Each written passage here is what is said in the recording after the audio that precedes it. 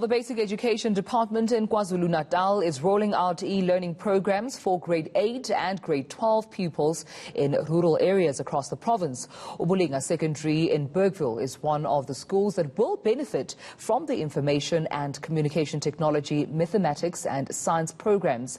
But now we find out if these schools have measures in place to ensure the safety of the equipment. eNCA's Mawande Kezwa is monitoring this story and he joins us now. Good morning to you, Mawande. And I suppose that is the concern that, will these, infrastructure, these equipments, these devices be kept safe so to benefit those learners in those rural areas and those communities?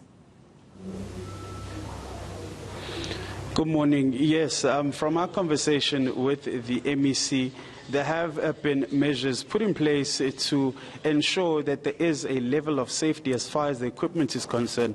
Because what we have been seeing is that for every 10 steps the department takes forward, it's 100 back, because communities, the MEC believes, that need to play a role in ensuring that they do not become a breeding ground for those who steal infrastructure and then resell it. If I may just walk and just show you, you might be able to see on one of these windows there are burglar guards that are newly installed, and they are in and around this room. They are also outside at the entrance. So those are some of the measures. The MEC also says there has been a team put together with SAPS and the NPA to ensure that those people who are currently facing charges of theft from schools, those cases get processed quicker.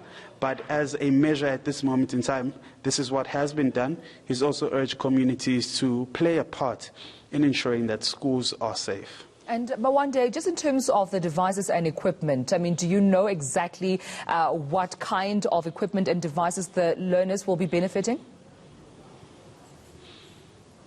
Well, what I can tell you is that the Gamma e-learning program entails a situation where lessons are preloaded onto the system, which then means that learners can access that material as and when.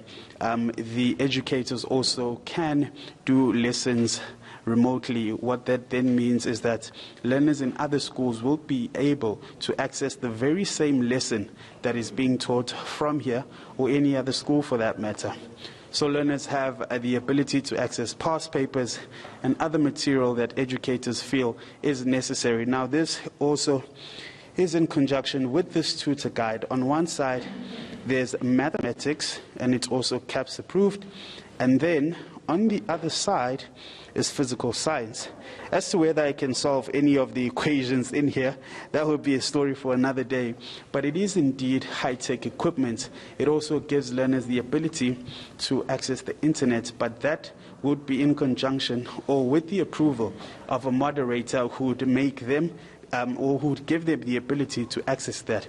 But in summary, the system does allow them to learn remotely. It also comes in a period where there's the coronavirus, which then means at times learners may not be able to access a classroom for lessons. Now, this would allow them to be able to get e-learning, which would then, mitigate the risk as well, because we do know that schools in affluent areas haven't been having an issue as schools were closed, because learners had access to things such as e-learning. Absolutely. And I know that for now, Ubulinga Secondary School in Bergville is a recipient of, that, program. We're talking here about the Information and Communication Technology, Maths and Science program. Has the department released any other name of schools that would be beneficiaries of this program? What we do know is that there will be 50 other schools in this district, and it will, the program will also be moving to other districts as well. And the plan is to also get the program into primary schools. So that will be something that will happen over time. This is the first school as it kicks off. However, there will be another 50 schools in the district that will benefit from this and have this equipment installed in those schools. All right, then, Mawande Kezwa, that's where we'll leave it. Thank you so much for that update.